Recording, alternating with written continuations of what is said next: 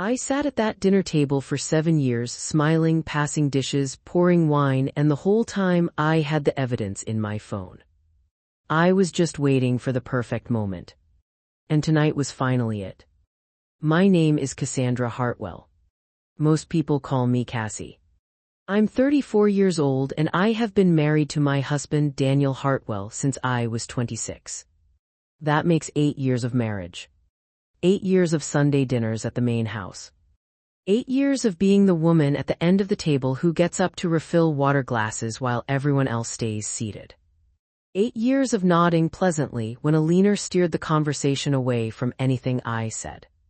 8 years of being introduced at company events as Daniel's wife, not Cassie, not Cassandra, not the woman with the business degree, and 10 years of non-profit financial management experience, just Daniel's wife. Just the wife. Just. I used to think that word was one of the smallest, least consequential words in the English language. Just. As in merely. As in only. As in not quite enough to bother with. I have a different relationship with that word now. I want to tell you what happened the night of my in-laws' 40th wedding anniversary party. I want to tell you everything, not just the confrontation, not just the envelope, not just the moment Alina's face went white, but all of it. The years before. The accumulation. The slow and deliberate and deeply personal architecture of what I built in silence, in parking lots, in the margins of my own life, while a family I had married into treated me like I was part of the scenery. But to really understand it, you have to come back to the beginning with me. You have to sit at that first dinner table. You have to feel what I felt. Because without that, the ending doesn't mean what it means. Without the foundation, the collapse is just noise. So, the beginning. Daniel and I met at a charity auction in Charlotte, North Carolina, in late September, 7 years before any of this happened. I was 26, fresh out of a master's program in nonprofit management, working as a program coordinator for a literacy organization called Reading Forward. We were hosting a fundraiser at a hotel downtown, the kind of event where the venue is nicer than anything in the organization's actual budget, because that's how fundraisers work. You borrow the trappings of wealth to solicit wealth. I had spent 3 days in borrowed heels making sure the flower arrangements were right and the name cards were in alphabetical order and the audiovisual setup wasn't going to fail during the keynote. Daniel was there with his family. I didn't know that at first.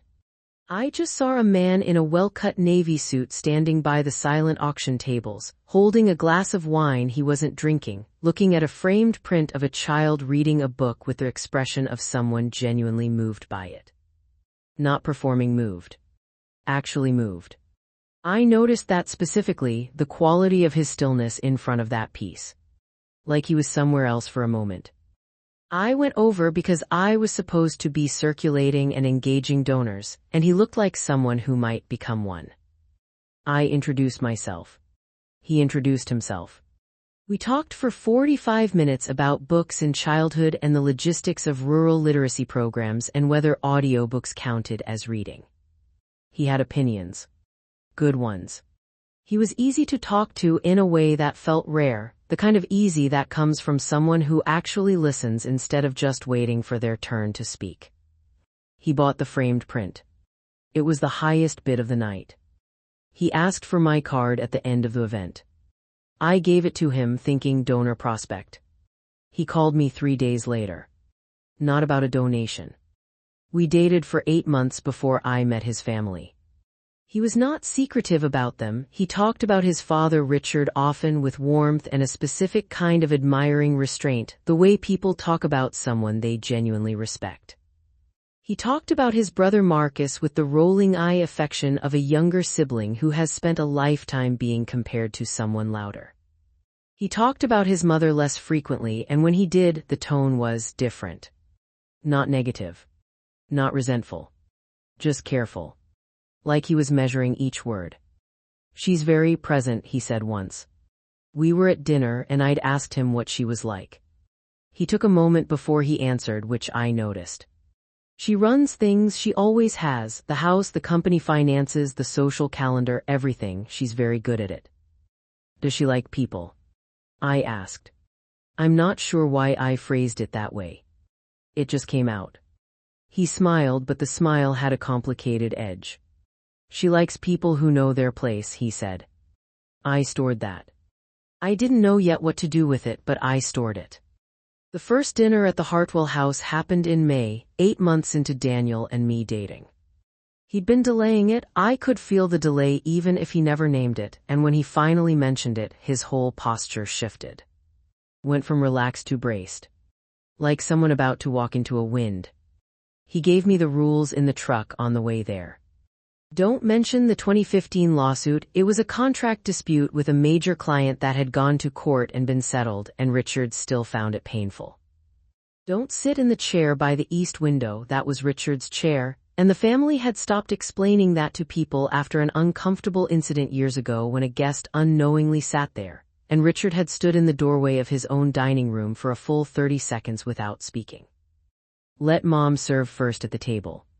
Don't offer to help in the kitchen unless she asks twice, and she probably won't ask twice because Alina doesn't like being helped in her own kitchen. She only extends the offer as a social formality, and the correct response is a gracious decline. I listened to all of this and thought, he is not exaggerating. He was not exaggerating. The Hartwell house is a 5-bedroom colonial on 4 acres outside Charlotte, on a tree-lined road that feels removed from the city even though it's only 20 minutes from downtown. The driveway is long and straight, edged with boxwood hedges that are trimmed to a geometric precision that I would later learn Alina herself oversaw. The house is white with black shutters and has a covered front porch with rocking chairs that, as far as I can tell, are primarily decorative. There is a detached garage that is cleaner than most people's living rooms. There is a garden in the backyard that Alina tends with the intensity of someone who takes seriously the idea that a garden reflects its keeper. The housekeeper, a quiet woman named Grace who had worked for the family for 12 years, opened the door. Alina appeared 30 seconds later, emerging from the kitchen in a cream blouse and camel-colored slacks and the pearl earrings which I would come to understand were as much a part of her face as her eyes. She kissed Daniel on the cheek and said, "You look tired, sweetheart. Have you been sleeping?" And then she looked at me. The look lasted maybe 3 seconds. I have replayed those 3 seconds more times than I can count, trying to understand what happened in them. It was not hostile. It was not warm.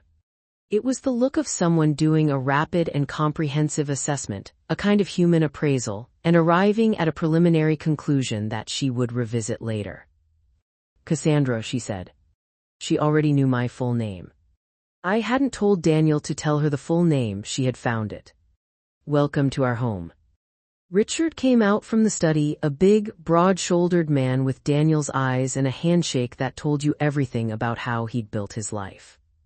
He was genuinely welcoming in the uncomplicated way of someone who has never worried about whether people like him, because the world has generally confirmed that they do. He offered me a drink, asked about my work with Reading Forward, and said, "Literacy, now that's something that matters." And then Alina said, gently but with absolute authority, "Dinner's at 7, Richard," and we all moved accordingly. Dinner was a performance. I say that not as a criticism. Alina Hartwell is genuinely talented at what she does, and what she does, among other things, is run a table. The seating arrangement placed me to Daniel's left with Marcus's wife Jennifer, whom I was meeting for the first time, across from me, and Marcus beside her. Richard was at the head. Alina was at the other end, which was also somehow the head. She orchestrated. That's the word. The conversation moved through topics at a pace she controlled without appearing to control it. Richard's current projects, Marcus's recent project in Greensboro, the upcoming charity gala that Alina was co-chairing, a cousin's new baby, the state of the boxwood hedge. When the topic threatened to stray somewhere she hadn't chosen, she steered it back with a question so smoothly placed you barely noticed the redirection. She asked me about my family, where I was from, what my parents did. I said I was from Eastern Tennessee, that my father had been a mechanic and my mother had done bookkeeping for a local hardware store. Alina's expression did not change. Her eyes did something very small and very quick, a micro-adjustment, a filing, and then she smiled and said, "How lovely, hardworking people, that's so important." She asked if I owned or rented. I said I rented. The same micro-adjustment, the same filing. She asked about my plans, whether I intended to stay in the nonprofit sector long-term. I said I enjoyed the work and was considering a few directions. She said, of course, meaningful work. And moved on. Daniel squeezed my hand under the table. I smiled. At some point during dessert, a peach cobbler perfectly executed, Alina said something that has lived in me ever since. She was talking to Marcus about a financial decision at the company, and she said, in passing, about someone who had questioned her on something. I always find it interesting when people who don't understand a thing feel entitled to an opinion about it. She wasn't looking at me when she said it. She was looking at Marcus. But I felt it land. I smiled. 6 months later, Daniel and I got engaged. He proposed on a Saturday morning in November in the kitchen of my apartment over coffee with a ring that had belonged to his paternal grandmother, a simple solitaire diamond in a plain setting. Not the kind of ring Alina would have chosen, I would later understand. But it was the ring Daniel had asked Richard about, and Richard had quietly handed it over, and that meant something. We told Daniel's family that evening. Richard pulled Daniel into a hug that lasted longer than Daniel expected, and I saw Daniel's face over his father's shoulder, surprised, slightly overcome. Marcus shook Daniel's hand and then hugged him and said, "Finally, man, finally." Jennifer hugged me and said she was so happy. Alina hugged Daniel. Then she looked at me. The pause was 3 seconds, I counted involuntarily. And then she said, "Well, I suppose she'll do." She said it lightly. The way you'd say it about a new pair of shoes that weren't quite what you'd had in mind but would serve the purpose. She said it with the faint trace of a smile, as if it were a compliment framed as a joke or a joke framed as a compliment. The kind of thing that, if you objected to it, would make you seem oversensitive and humorless. Daniel said, "Mom." Alina said, "Oh, I'm teasing. Welcome to the family, Cassie." And she kissed me on the cheek. I smiled. And inside, where no one could see it, I made a note. Not a vengeful note. Not a planning note. Just a note. An observation. The kind my mother had taught me to make. You always want to know exactly what kind of person you're dealing with before you decide what to do about them. You want the data before the conclusion. Alina Hartwell had just told me in 3 seconds and 8 words exactly what kind of person she was. The wedding was in April, 9 months after the engagement. Alina offered to help plan it, which meant Alina planned it. I was involved in the sense that I was consulted on certain decisions after Alina had already made them. The venue, a country club Richard's family had belonged to for 30 years. The caterer, the same one Alina used for company events. The color scheme, ivory and sage green, which I was told was classic in a way that implied alternatives were not. My one firm contribution was the playlist for the reception, because Daniel and I had agreed privately that it was the one hill either of us would die on. My family came up from Tennessee. My mother, Sandra, small and sharp-eyed, with calluses on her hands and the kind of posture that comes from a lifetime of standing at counters, met Alina in the receiving line, and they shook hands with the courtesy of 2 women who have each correctly identified the other as someone not to underestimate. My mother said to me in the bathroom before the ceremony, "She's something." I said, "Yes." My mother looked at me in the mirror for a moment. She said, "You're going to be okay." She didn't mean it as reassurance about the wedding. She meant it as something else. She had seen something in the preceding hour of family introductions, and she was doing what she always did, the pencil on the legal pad thing, the numbers adding up thing, and she had arrived at a conclusion. I knew without her saying it explicitly what the conclusion was. She thought Alina was a problem. She thought I was capable of handling problems. She was reminding me of both of those things. I said, "I know." We went out and I got married. The early years of marriage were genuinely good in the ways that mattered most. Daniel and I built a life together that had warmth and honesty and humor and the kind of daily comfort that I think is actually the substance of love, the part that doesn't get talked about enough because it isn't dramatic. We bought a house, a craftsman bungalow in a neighborhood with sidewalks and old trees, and we learned to live in it together with the negotiations and compromises and occasional exasperations that are normal and healthy and fine. He kept the garage impeccably organized. I kept the kitchen organized in a way he described as chaotic, but which I maintained was a system. We were not perfect.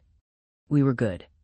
The linear dimension was present from the beginning, and it had a texture that took me a while to map. It wasn't constant overt hostility. Eleanor was too polished for that and also, I think, too smart. She understood that direct attacks on a daughter-in-law produce martyrs and rallying points, and she was not interested in producing either. What she did instead was subtler and more comprehensive. She managed access. Daniel had always gone to the main house for Sunday dinner, and this continued after we married, which was fine, normal, nice. But Eleanor would call Daniel on his cell phone, not the house line, not a message through me, directly, privately. She would invite him to things: an old friend's retirement party, a company luncheon, a weekend trip to their lake cabin, framed as family events, extended to him with an afterthought quality to my inclusion. "Oh, and bring Cassie if she'd like to come," was a sentence I heard in some variation many times. Bring her if she'd like. As if my attendance were optional and peripheral, as if I were a plus one at my own marriage. She managed information. The family business, Hartwell and Sons Construction, the company that Richard's grandfather had started and that Richard had grown into a regional player, was discussed constantly at family gatherings. Projects, contracts, personnel decisions, financials, strategies. This was the family's central shared topic, the way some families talk about sports or politics. I was never explicitly excluded from these conversations. I was simply spoken past during them. Questions would be directed around me. Conclusions would be announced as if I hadn't just been in the room for the preceding discussion. If I contributed, if I said something about cash flow or vendor contracts or project timelines, Eleanor would let the observation land and then either redirect to someone else's response or repeat what I'd said in slightly different words as if she were translating it into a form the room could use. She managed Daniel's perception of me very carefully and very slowly through a form of ambient commentary I can only describe as fog. Not statements, just implications. A raised eyebrow at something I'd said. A very gentle "is that what you think?" in response to my opinions, in the same tone you might use with a precocious child. An occasional reference to my background that positioned it as charming but limited. Tennessee, she said once at a dinner party, the way you'd say "bless its heart" about a place. I had grown up in a specific kind of poverty that Eleanor didn't understand and had no framework for, and she treated it as quaint. None of this was anything I could have brought to Daniel and said, "Look, here is the problem." Because individually each instance was a nothing. A tone. A pause. A word choice. And Daniel had grown up in Eleanor's atmosphere his entire life and had, as people do, normalized it. He loved his mother.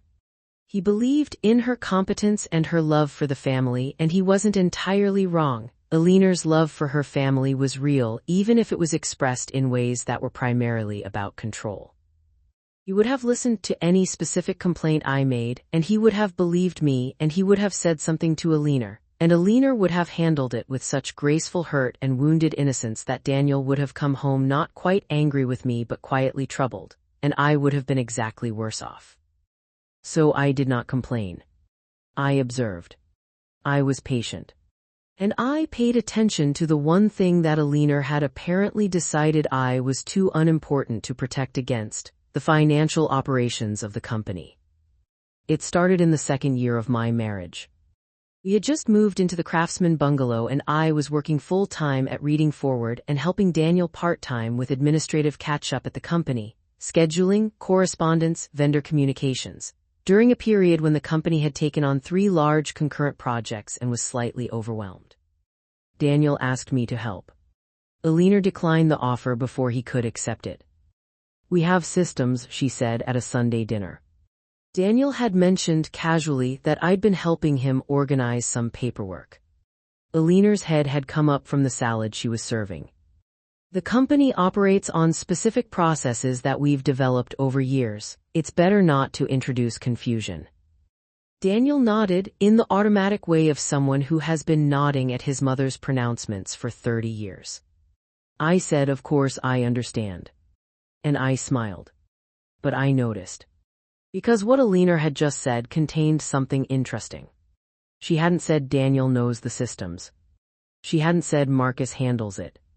She had said we, and she had said confusion, which was an interesting word to use about basic administrative help.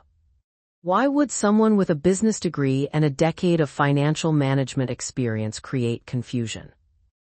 Unless confusion was exactly what Alina didn't want. I filed that too. The year after that, during a period when Daniel was traveling frequently for a project in the Piedmont region, I was at the main house more often than usual, dropping things off, picking things up, checking in on Richard, who had had a minor cardiac event that the family was not publicly discussing. I spent time in the house in a way I hadn't before, and I began to see the house's operations in more detail.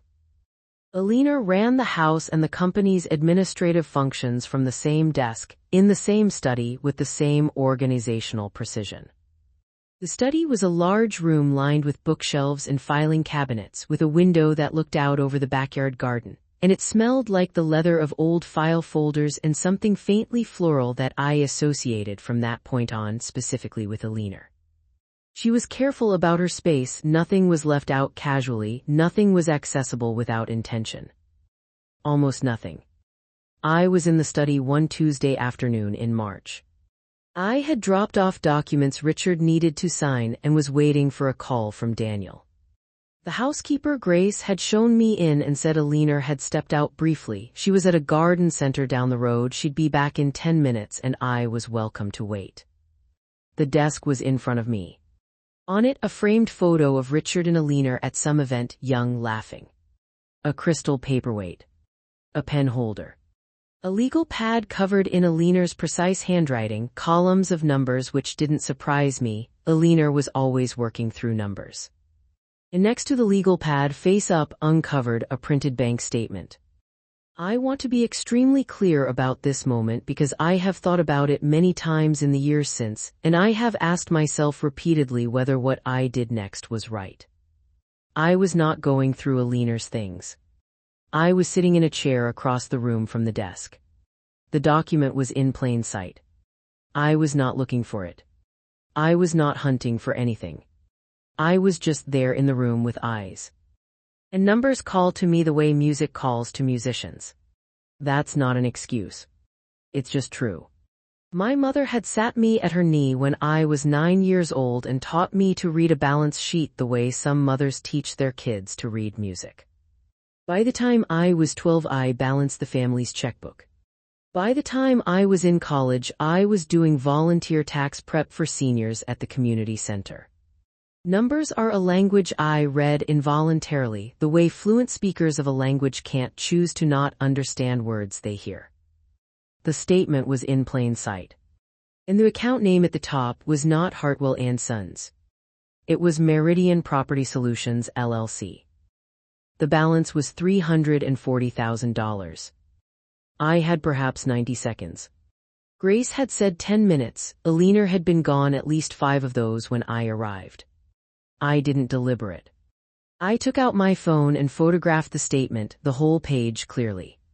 Then I set my phone face down on the arm of the chair and looked out the window. Alina arrived back 11 minutes after I'd been shown in. She found me sitting in the chair, my phone in my lap, looking at the garden. She seemed neither surprised nor particularly pleased to see me, but not alarmed either. She was carrying a small paper bag from the garden center and she set it on the table by the door and said, "Cassie, I didn't know you were coming today." I said, "Daniel asked me to drop off the signed contracts for Richard. I was just waiting for a call." I held up my phone to indicate the waiting for the call. My hand was steady. She looked at me. Just for a moment. And then she said, "Well, the contracts are where they're needed now, I'm sure, thank you." And she moved to the desk and began unhurriedly to organize the papers on it. The bank statement went into a folder face down in one smooth movement. I stood up, said goodbye to Alina and to Grace, walked to my car and drove exactly 3 blocks before I had to pull over. I sat in that parking lot, a strip mall off the main road with a nail salon and a dry cleaner and a sandwich shop, for 45 minutes. I looked at the photo I had taken. I typed the company name into my phone's browser. Meridian Property Solutions, LLC. Registered in North Carolina. I found the Secretary of State filing in under 2 minutes. Registered 4 years prior. The registered agent was a law firm, a small one based in Cary. The manager of record was listed as Patricia Voss. I did not know Patricia Voss. I stared at that name for a long time. Then I drove home. I made roast chicken with rosemary potatoes because it was what Daniel liked and I needed the physical activity of cooking to keep me from spiraling. When Daniel came home, I kissed him hello and asked about his day and said nothing. That night after he fell asleep, I lay in the dark and thought very carefully about what I was going to do. I could tell Daniel immediately. Walk him through the photo, the company name, the balance, ask him what he knew about Meridian Property Solutions. He might know, it might be legitimate, a subsidiary or a partner entity I hadn't heard of. If it was legitimate, no harm done. If it wasn't, if it was what it looked like, I would have blown the only element of surprise I had, and Alina would know within hours that I was asking questions, and everything would be managed and explained and made to look innocent before I could get close enough to understand it. I could tell no one and go back to normal. Pretend I hadn't seen it. Let it be someone else's problem. Or I could do what my mother would have done. I could sit down at the figurative equivalent of the kitchen table, pick up the figurative pencil, open the figurative legal pad, and start adding up the numbers until I understood what they were telling me. I chose the third option. I chose it because I am my mother's daughter.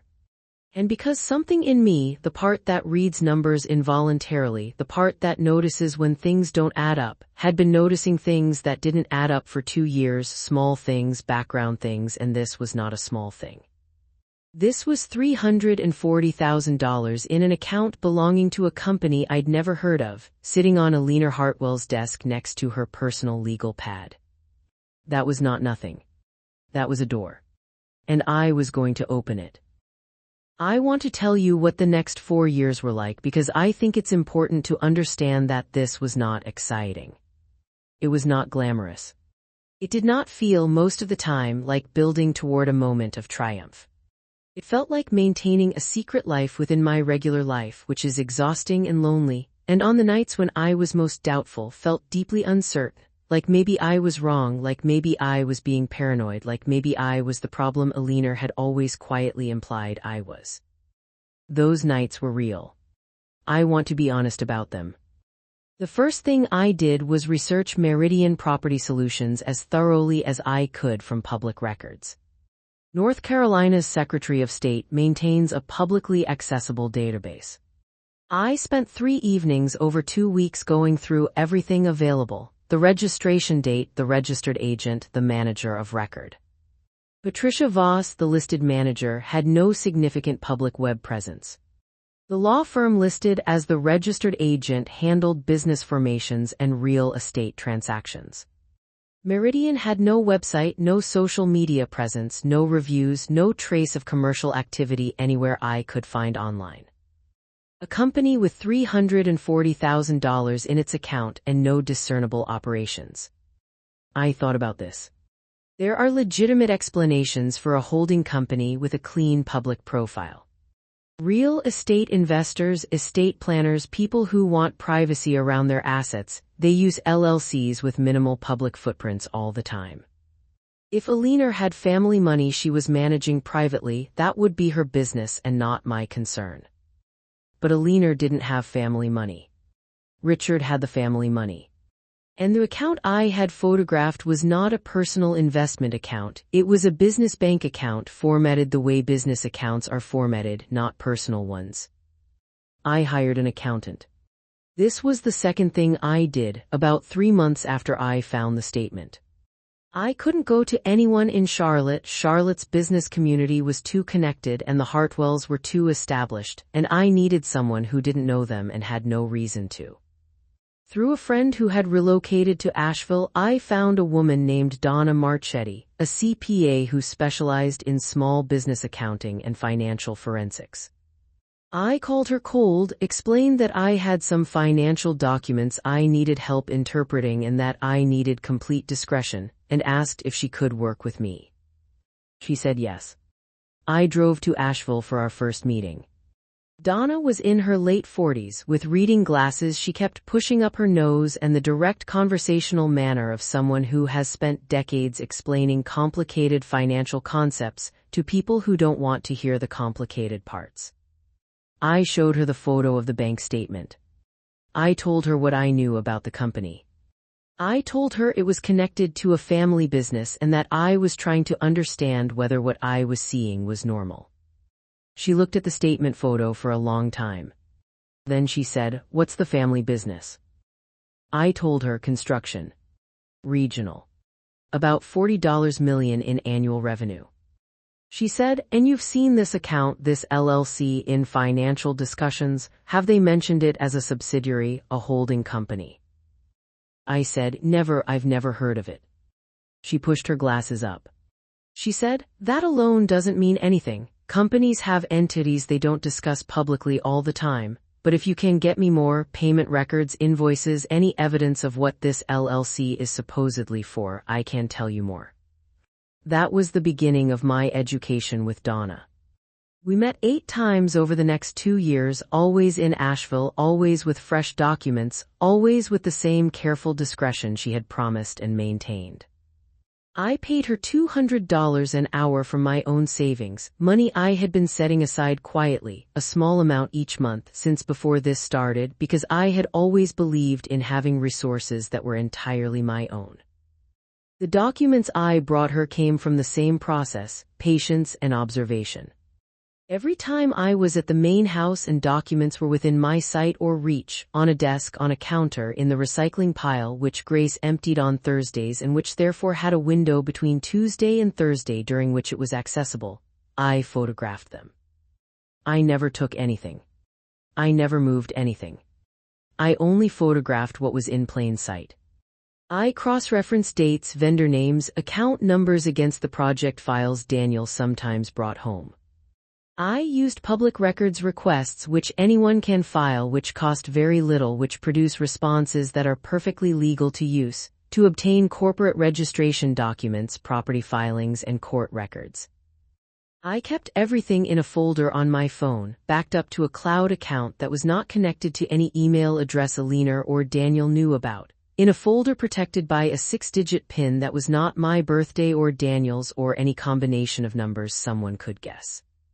I kept a handwritten journal, a small, plain notebook with notes from my conversations with Donna, written in a shorthand only I could read, stored in a box of my college materials in the back of the bedroom closet.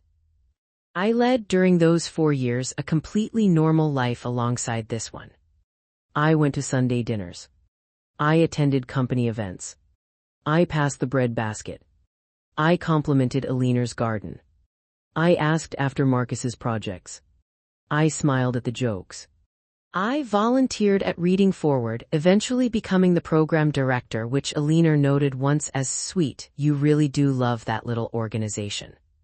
I celebrated holidays at the main house, remembered everyone's birthdays, sent thank you notes, attended the garden club fundraiser Alina co-chaired every spring. I was present. I was pleasant. I was patient. And piece by piece I built the picture. Here is what it looked like when I finally had it complete.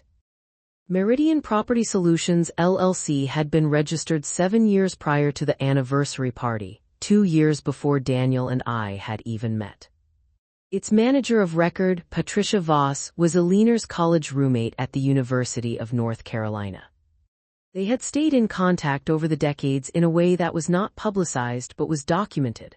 I found a charitable donation record listing both their names, a decades-old photo in an alumni publication, a single mention in the archived social pages of a Charlotte magazine from 15 years ago. Patricia Voss lived in a small town in the western part of the state. She had no documented business operations. She had, as far as I could determine, served as the named manager of Meridian in a nominal capacity, a favor to an old friend who needed a name. Meridian Property Solutions had received payments from Hartwell & Sons Construction, transferred from the company's operating accounts, categorized in the company's records as payments for consulting services and subcontract labor coordination. The payments ranged from $8,000 to $120,000. They occurred on a roughly quarterly basis, sometimes more often over a 7-year period. Sometimes they coincided with the completion of major projects, which I thought at first was a pattern but turned out not to be. They coincided more precisely with periods when Richard was least involved in the day-to-day financial oversight and Aliner's access to the accounts was most unrestricted. The total, as Donna calculated it, was approximately $1.7 million. $1,700,000. Give or take. There was no consulting work. Donna confirmed this by cross-referencing the periods and scopes of the described services against the project files I had been able to photograph and against the company's public contract records where they were available. There were no subcontractors whose work matched the descriptions attached to the payments. Meridian Property Solutions had no employees, no office address beyond a mailbox service in Raleigh, no equipment, no websites, no professional registrations, no tax filings that indicated actual commercial activity beyond receiving money and holding it. It was a shell. A well-constructed one, designed to hold money that had been moved from a family business without the family's knowledge. That is the definition of embezzlement. Donna delivered this assessment to me in our 8th meeting, in a coffee shop in Asheville on a February morning 18 months before the anniversary party. She had a folder, organized, annotated, with her professional conclusions laid out in plain language. She pushed it across the table to me. She said, "I want to be clear that I'm not a forensic accountant by specialty, and you would need a licensed forensic accountant and potentially a law enforcement financial investigator to turn this into a formal case. But in my professional opinion, what you have here is a pattern of unauthorized diversion of company funds, and I want to be equally clear that what I'm saying is, this is real. This is what it looks like." I looked at the folder. I looked at Donna. She said more quietly, "What are you going to do?" I said, "I'm going to be ready before I do anything." She nodded slowly. "Good, be careful." 6 months later I found a lawyer. Her name was Teresa Aucaffer, and she ran a boutique firm specializing in business litigation and white-collar financial matters out of a converted townhouse in an arts neighborhood in Durham. She had gone to Duke Law, had spent 8 years at a large commercial firm, and had started her own practice because she wanted to choose her clients. A friend of a friend knew her professionally, vouched for her character, and I called her without explaining much. I had 3 meetings with Teresa over the following 6 months. I brought her everything, all of Donna's analysis, all of my documents, organized into the folder system I had been building for 3 years. I showed her the photographs, the LLC filings, the payment records, the cross-referenced project files, Donna's written assessment. Teresa reviewed everything with the focused silence of someone who reads hard things for a living and has learned not to react until she has the full picture. When she finished, she took off her reading glasses and set them on the table and said, "This is compelling. I want to say that clearly. What you have is compelling and substantial. A forensic accountant would need to be brought in to produce documentation that would hold in a legal proceeding, but the underlying evidence you've assembled independently it's genuinely good work." She paused. "Then you have options. You can bring this to law enforcement. The state attorney general's office handles this type of commercial fraud. You can bring it to the company's board. You mentioned there are board members. You can bring it to Richard directly. Or you can engage civil litigation as an interested party, though that's complicated given your marital relationship with the company's co-heir." She folded her hands. "What I'd say is this: you get to decide when and how this becomes known. That's a real decision and it belongs to you. The evidence you have will not disappear. It doesn't have an expiration date, so if you need more time, take it." I said, "I know when I want to do it." She looked at me for a moment. The anniversary party, I said. Teresa was quiet for 3 seconds. Then, tell me why. I told her. She listened without interruption. When I finished, she said, you want every relevant party present. You want a witness, someone independent from the family who will recognize the implications immediately. And you want it to be inescapable. Yes, I said. She thought about it. The board member you mentioned, Howard Gleason, is he someone who would act with integrity on this information? Yes, I said. I had researched Howard Gleason thoroughly. He was a semi-retired financial professional with a reputation in Charlotte's business community for probity. He had joined the Hartwell board when the company had briefly considered a public offering 2 years earlier. He was the kind of person who would know, upon seeing the documents, exactly what they meant, and who would not be able to unknow it. Teresa said, then here's what I'd suggest. I'll draft a formal disclosure letter that I'll hold in my files. On the day of the party, I'll be reachable. You prepare one set of documents for a liener to be delivered in person at the moment of your choosing. You send an identical set to Howard Gleason before the event. So the information exists independently of whatever happens in that room, and you come to me the following Monday with whatever the aftermath looks like. She paused once more. This will be hard, she said. On your husband, on the family, even on you. I want you to be prepared for that. I know, I said. I've been preparing for 4 years. The anniversary party was on a Saturday in the last week of October. Charlotte in late October is the best it gets all year. The air has finally admitted that summer is over. The trees along Alina and Richard's driveway had gone gold and amber, and the 4 acres of the Hartwell property had the specific quality of beauty that comes from a place where every detail has been managed by someone who cares deeply about appearances. I dropped Howard Gleason's envelope at his house at 2 in the afternoon, an hour before Daniel and I were supposed to get ready. Howard lived 12 minutes from us, in a neighborhood of quiet, serious houses behind wrought iron gates. I parked at the curb, walked up the flagstone path, and put the envelope through his mail slot. It was a standard white envelope, no name on the outside. Inside, an identical set of the documents I was carrying in my clutch, Donna's 2-page summary at the front, 10 pages of annotated supporting materials behind it. I stood on his porch for a moment after I'd let it fall, listening to it land on the other side. Then I walked back to my car. I drove home. I showered. I stood in my closet for 10 minutes, which is 9 minutes longer than I usually stand in my closet. I chose the dark green dress.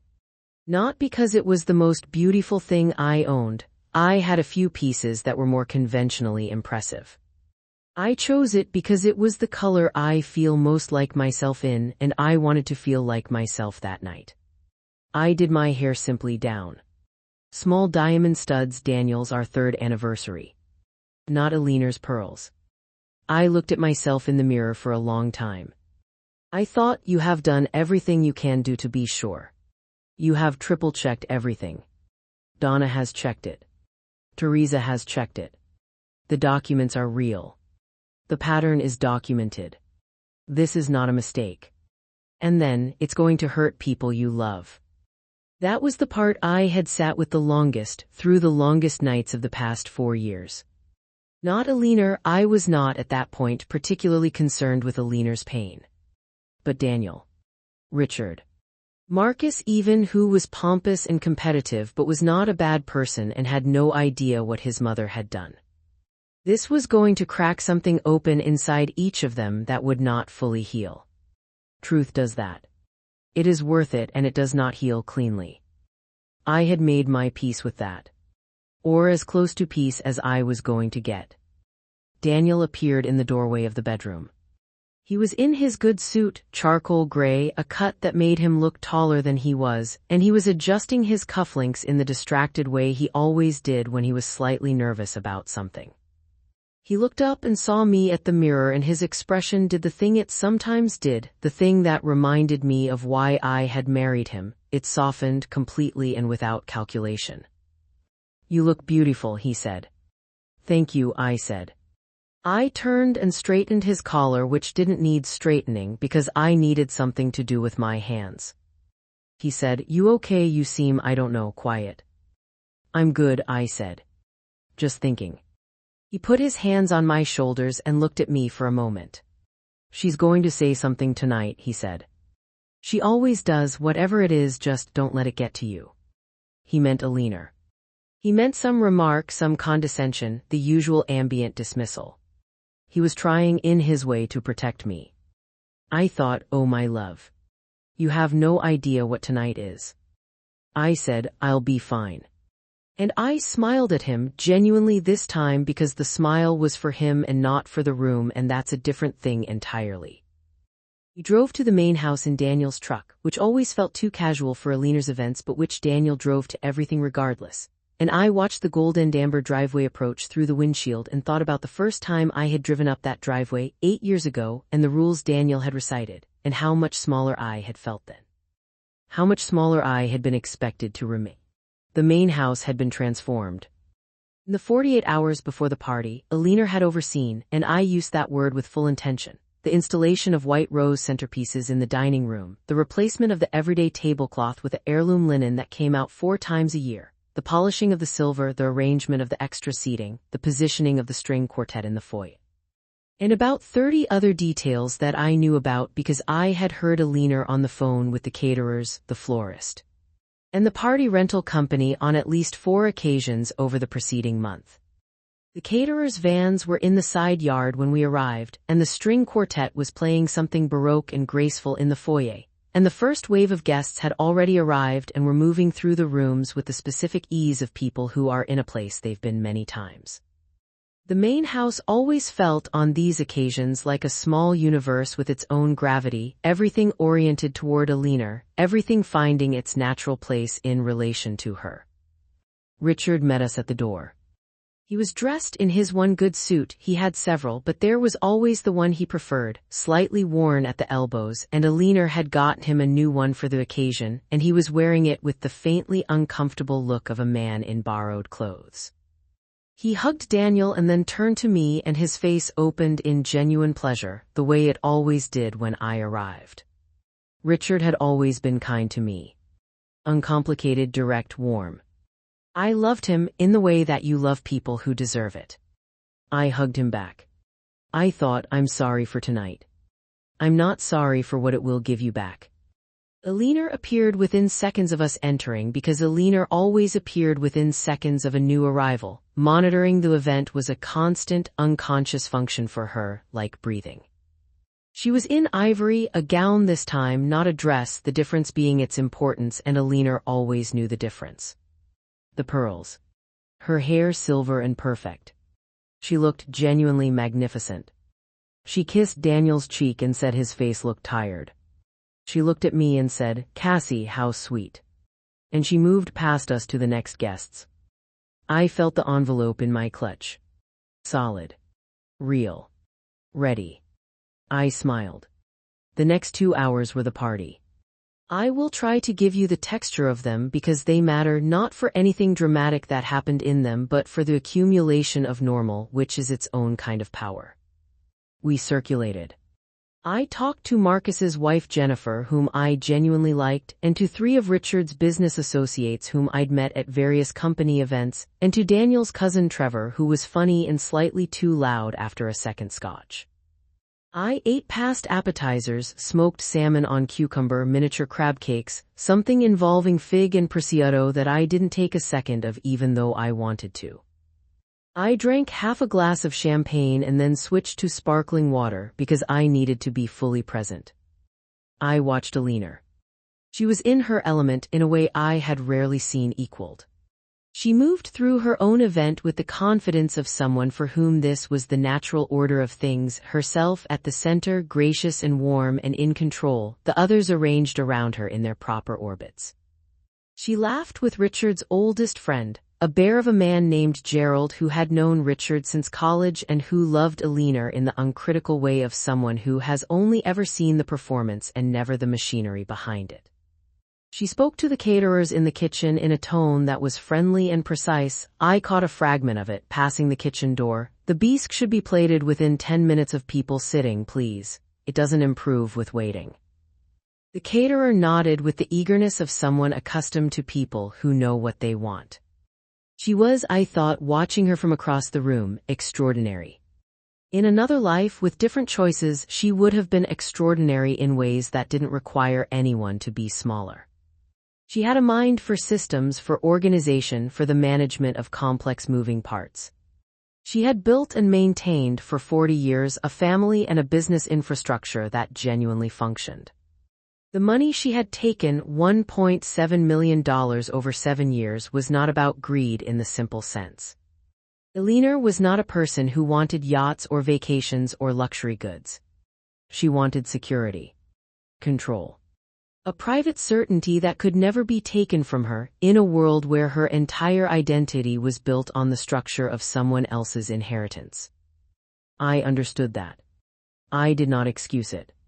But I understood it. Dinner was served at 7:30. 41 people seated at the extended dining table, 4 tables pushed together actually with a single white linen running the length. Crystal glasses, the good silver, the heirloom china that Eleanor brought out 6 times a year. The string quartet repositioned themselves in the corner of the dining room and played through dinner, softly enough to permit conversation but presently enough to fill any silence. The lobster bisque. The beef tenderloin. A root vegetable medley. Fresh rolls. I ate without tasting. I ate steadily and calmly because the worst thing I could do at this dinner was appear to not be eating.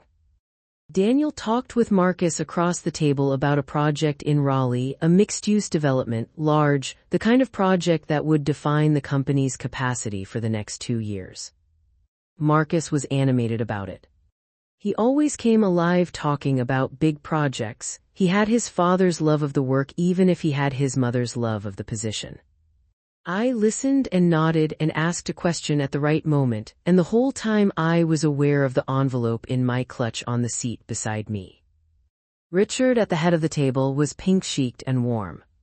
He had a glass of wine and was in conversation with Gerald and another old friend, and he laughed, really laughed, at something one of them said, throwing his head back, and the laugh was genuine and unguarded in a way that broke my heart a little, because I knew that in approximately 90 minutes I was going to hand him something that would change how he understood the last 40 years of his life. I had thought about that more than almost anything else. Richard did not deserve what Eleanor had done to him. Not the money, though the money was real, but the deeper theft. The theft of his ability to trust the person who had sat across from him for 40 years, who had told him she was his partner, who had stood in this room and said I would choose it again every time. He was going to find out that the life he thought he'd built was built on a version of a person he hadn't actually known. That is a more devastating loss than $1.7 million. I watched him laugh with Gerald and I held that grief and then I let it go, because holding it would paralyze me and I needed to be steady. Eleanor was watching me. I don't know if I imagined it or if I had simply become attuned to her attention after 8 years. But I felt her gaze across the table, brief, periodic, curious.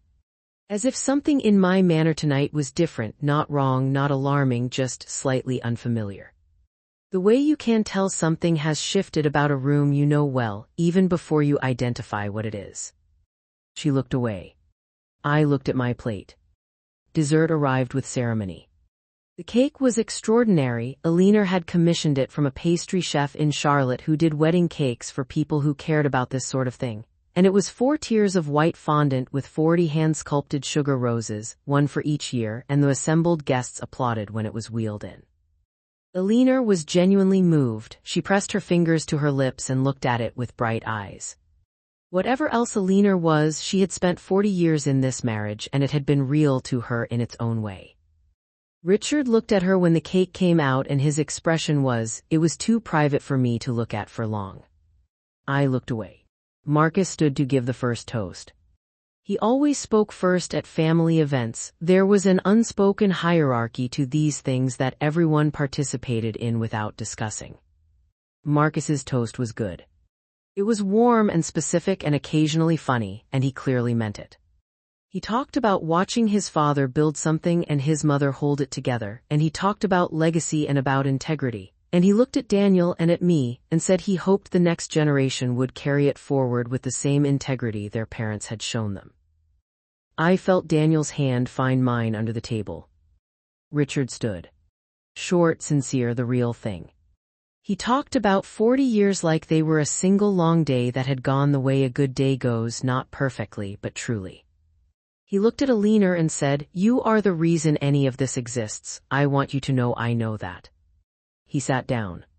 The room was quiet for a moment, in the way of rooms that have just heard something that didn't need adding to. Alina stood. I had counted on this, on her giving a toast, on it being good. And it was. She was composed, graceful, specific in the way of someone who has been composing this speech in her head for months. She talked about the privilege of family, about the weight and joy of something that lasts. She talked about her sons with real tenderness, looking at Marcus and then at Daniel, and her voice was not entirely steady. She talked about Richard, about the man she had married, about the life they had made. She said 40 years and I would choose it again every time. The room responded. There was a texture of warmth in that room, in that moment, that was genuine and human and not fake. People were tearing up. The people at that table believed in the Hartwells, believed in the 40 years, believed in the love, believed in the thing Alina was describing. And it was not entirely wrong. It was not entirely a lie. It was the performance and the reality at once, which is the most complicated kind of thing. I let 30 seconds pass. I counted. I stood up. The room did a thing, a collective minor reorientation, a turn of heads, a slight surprise. Alina's expression shifted very slightly. Curious. A trace of something that might have been amusement or condescension, or the assumption that what was coming would be brief and flattering and forgettable. I looked at the table. I looked at Howard Gleason, who was at the far end. He was already watching me with an expression I couldn't fully parse, thoughtful, alert, slightly tense. He had, I realized, been watching me for the last 20 minutes. He had received my envelope at 2 in the afternoon. He had read it. He knew. I looked at Marcus. I looked at Richard. I looked at Daniel, who was smiling at me with an openness that I had to breathe carefully past. I said, "I want to thank Alina for tonight. She put this together with the care and precision she brings to everything. That's not something everyone appreciates." A small warm response from the table. Alina inclined her head. "I also want to say something about this family," I said. "About what it's built on, because I think that matters. I think the foundation of something matters." I reached into my clutch. I took out the envelope. I was aware, with the precise awareness that comes from 4 years of careful preparation, that everything in the room had gone very still. Not silent, the string quartet was still playing, someone was still shifting in their chair, but still. The way things go still when something is happening and the body knows it before the mind does.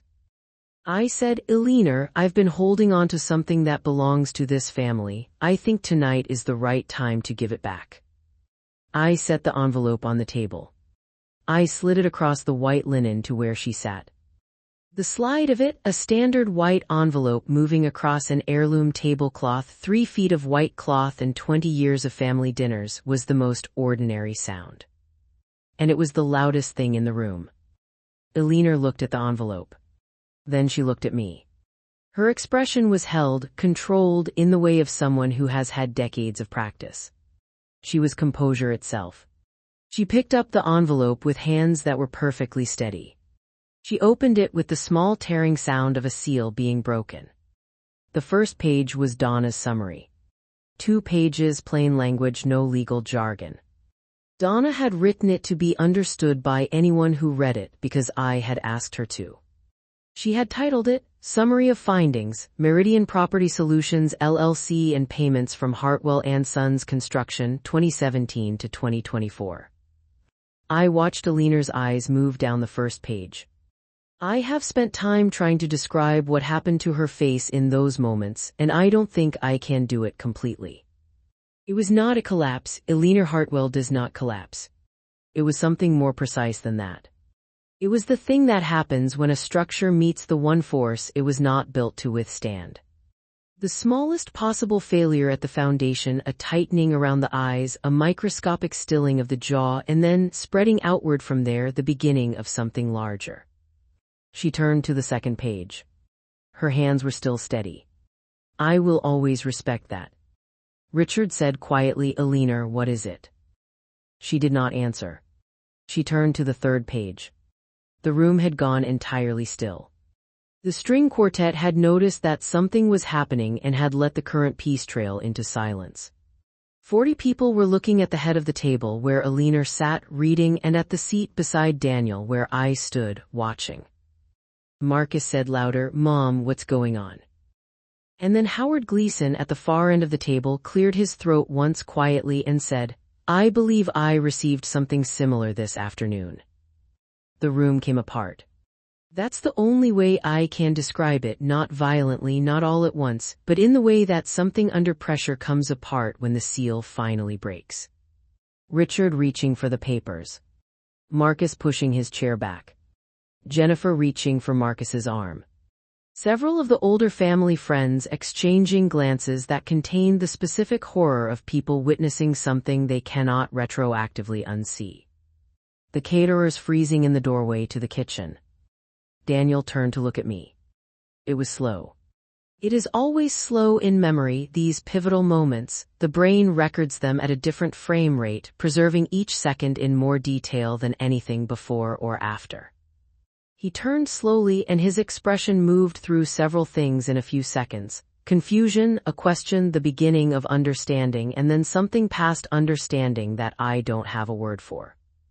Something that is what happens when the person you love most turns out to be someone you've never fully met. Cassie, he said. Just my name. Like it was all he could manage. I looked at him. I said carefully, I'm sorry I couldn't tell you sooner. I needed it to be airtight. I needed it to be impossible to deny. I paused. She's been taking money from the company, $1.7 million, 7 years. The sound Richard made is one I will carry with me for the rest of my life. Not a shout. Not a word. A single low syllable broken in the middle that contained 40 years of trust and the instant of its destruction. Eleanor set the papers down on the table. Neatly. The way she set everything down. She looked at me. And this moment is the one I have returned to more than any other. Because in it, for the first time in 8 years, Eleanor Hartwell looked at me without any of the machinery. Without the assessment, the condescension, the tolerance, the management. She looked at me as if the filter had dropped and what was underneath was something simpler and truer and, in its way, more honest than anything she had ever said to me. She said, You've been building this. Not a question. A recognition. The statement of one person to another who has understood, finally, that they have been dealing with a different kind of opponent than they thought. For 4 years, I said. The room erupted. I won't give you the next hour in full because some of it belongs to people whose privacy I owe, and some of it is simply too painful to render into entertainment. I will tell you the shape of it. Marcus and Howard Gleason and Richard moved to Richard's study almost immediately, Marcus with his phone already out, calling the company's outside counsel. The party, the 40th anniversary party that Eleanor had spent a year and a half planning with the string quartet and the imported white roses and the cake with 40 sugar roses, dissolved in the way that fires dissolve things, quickly and thoroughly, leaving a particular kind of silence behind. Guests left in small groups with the muted urgency of people who understand they are witnessing something private and have overstayed. Jennifer stayed for a while close to Marcus's side. Gerald, Richard's oldest friend, sat in the living room with his coat still on and his hands on his knees and did not move for a long time. Eleanor stayed at the dining table. Daniel and I sat in the kitchen. We did not speak for 20 minutes. He sat with his forearms on the table and his head down, and I sat across from him and gave him that time because it was what he needed. When he finally looked up, his eyes were red. He said, How long have you known? 4 years, I said. Why? He stopped. Started again. Why didn't you tell me? I said what I had prepared to say because the truth was the only thing that had any use now. I said because she would have denied it, and you would have been put in the middle of it between me saying something was wrong and her saying it wasn't, and you would have had to choose, and there was no version of that where it ended well for anyone. I needed to be sure. I needed it to be documented, verified, legally sound, impossible to dismiss. I paused. I needed you to be able to see it clearly without having been asked to believe it first. He was quiet. He looked at the table. He said, so you spent 4 years, investigating my mother, alone? Yes, I said. Simply. He breathed. He looked at the window. He said, does anyone else know, besides the lawyer and the accountant? No one, I said. He sat with that for a while. Then he said very quietly, how bad is it, the legal piece? I said, Teresa, my lawyer thinks the exposure is significant. 1.7 million in diverted funds over 7 years with a documented paper trail constitutes a serious financial crime. Richard and the board will have to decide how to proceed. Daniel nodded. He was moving into the part of his brain that handled logistics, practicalities, the concrete, because that is how he processes things that are too large to feel in the moment. He said, what do you need from me? I looked at him across the table and thought, this is who you are. When the floor drops out, you ask what the other person needs. I loved him so much in that moment it was physically difficult. I said, I just need to know that you understand why I did it this way. He looked at me for a long time. And then he said, I understand, I hate it and I understand. Eleanor left the house that night with her sister, who drove up from Colombia to collect her. I know because Richard told us later. Eleanor did not say goodbye before she left. She walked through the house, gathered some things from her bedroom and walked out. The pearls were still on. She was still in ivory. The months that followed were the most difficult of our marriage. Not because Daniel and I were broken, we were not broken, though we were bent in new ways. But because grief does not follow a clean trajectory, and the grief in that house during those months was multidirectional and often contradictory. Richard grieved in silence, the way men of his generation who have been taught that silence is dignity tend to grieve. Marcus grieved loudly and with anger at Eleanor mostly, but occasionally in his worst moments at me because I was present and Eleanor was not, and anger needs somewhere to land. Daniel grieved privately in the hours between 2 and 4 in the morning when he thought I was asleep, sitting in the dark of the living room with a glass of water he didn't drink. I let all of it happen. I didn't try to rush any of it or smooth it or manage it, because I had done enough managing. I was not going to manage anyone's grief. There were hard conversations.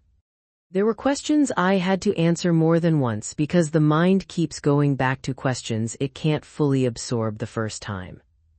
There was one night about 6 weeks after the anniversary party, when Daniel and I sat at the kitchen table until 3 in the morning and went through everything, the whole 4 years, document by document, conversation by conversation. And by the end of it his expression had shifted from something tangled and painful to something more like exhaustion, and underneath it, a reluctant, complicated respect.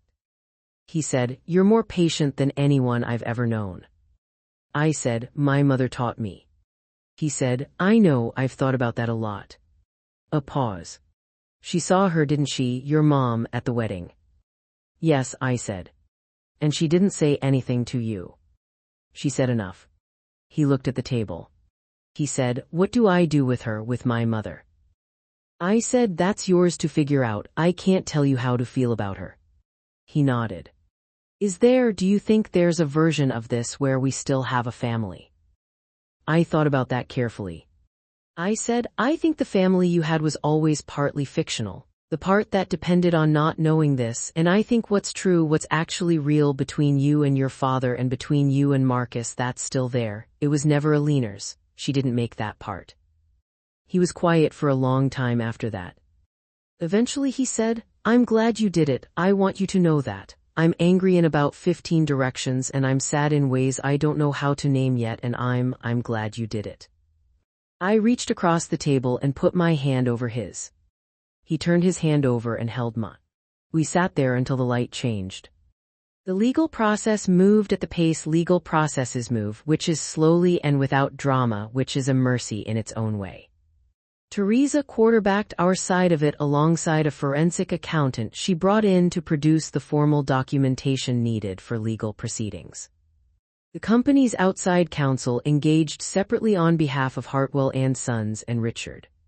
There were meetings, negotiations, document exchanges, the particular bureaucratic texture of accountability being formally established. Alina cooperated. I think about this sometimes, about the decision she made to cooperate rather than fight. I don't know whether it was her lawyer's advice or exhaustion or the weight of the documentation or something else. But she cooperated, and the process, while not fast, was not a war. The settlement was reached 3 months after the anniversary party. The details are confidentiality protected, so I can't and won't give you the specifics. What I can tell you is that the diverted funds were substantially recovered. From a combination of Alina's personal assets and a liability policy the company held that Teresa had identified early as potentially applicable. I can tell you that Meridian Property Solutions LLC was dissolved. I can tell you that Alina resigned all positions at Hartwell and Sons, relinquished her roles, and signed agreements that formally ended her involvement in the company in any capacity. Patricia Voss was interviewed as part of the process.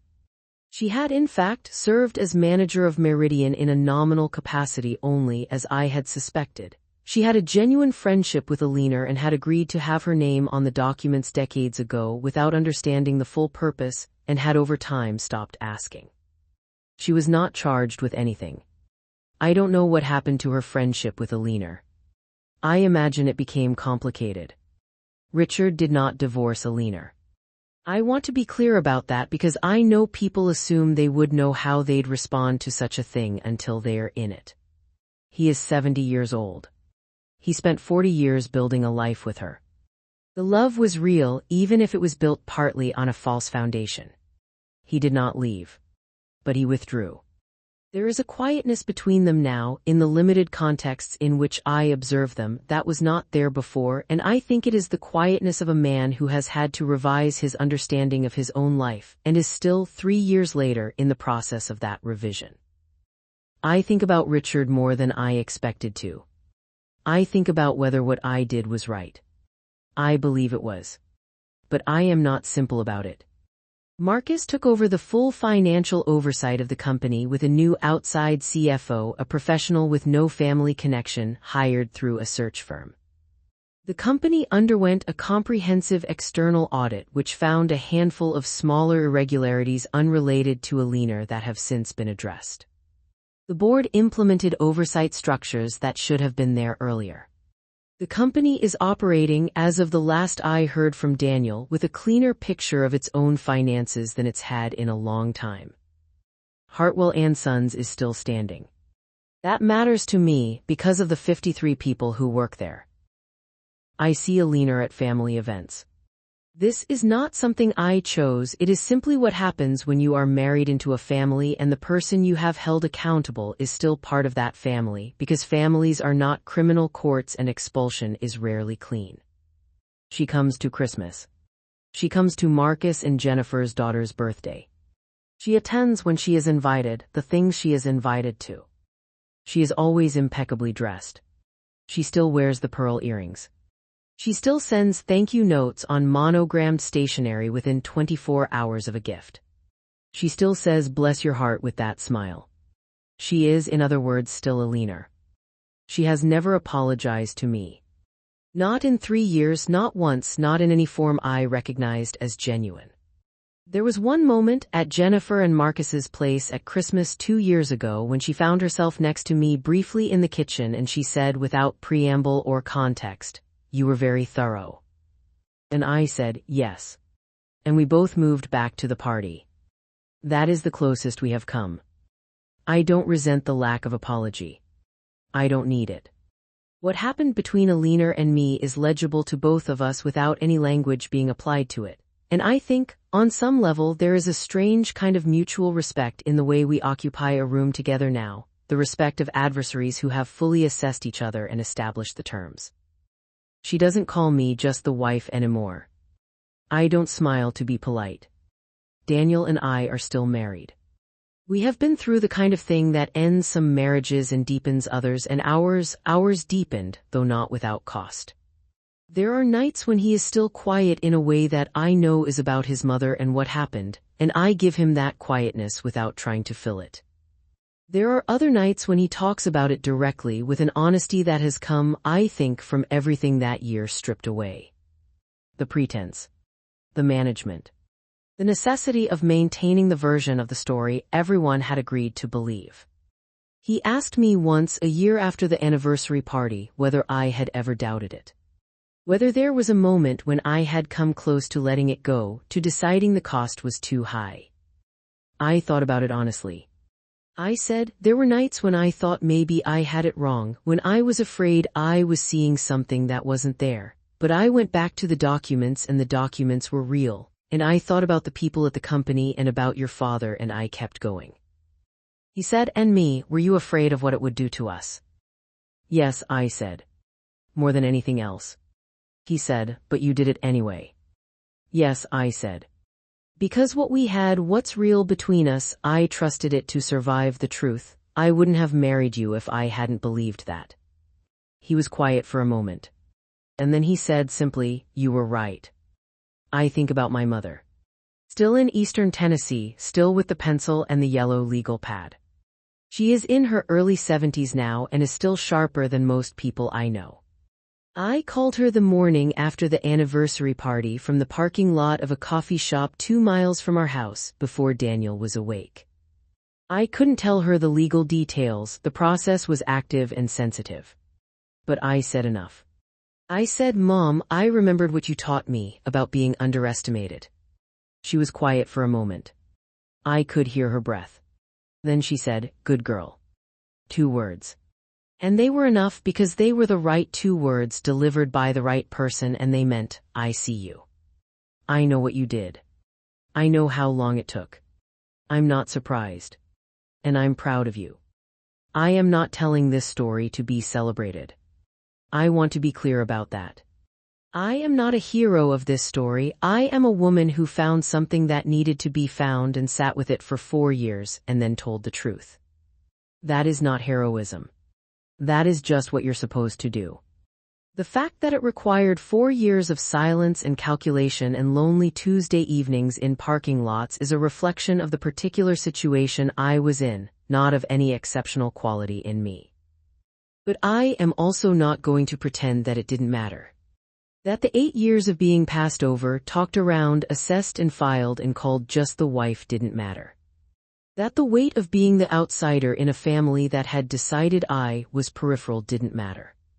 It mattered. It was real. And the evening when I stood up at that table in the dark green dress with Daniel's earrings and slid that envelope across the white cloth, that mattered too. Eleanor was right about one thing she said to me in those first frozen seconds. She said, you've been building this. Yes. I have. For 4 years I built something. Carefully and quietly and in the margins of my own life. I built the truth. And I gave it back to the people it belonged to. Some doors, once you open them, you can't close. I'm glad I opened it. My name is Cassandra Hartwell. I'm 34 years old. For 8 years I passed the bread basket and refilled the wine glasses and smiled at the right moments and was called just the wife by a woman who thought patience was weakness. She was wrong. When the moment came, I didn't flinch. And the world, this small, complicated, difficult, real world of one family in one corner of North Carolina, is more honest now than it was before. That's enough for me.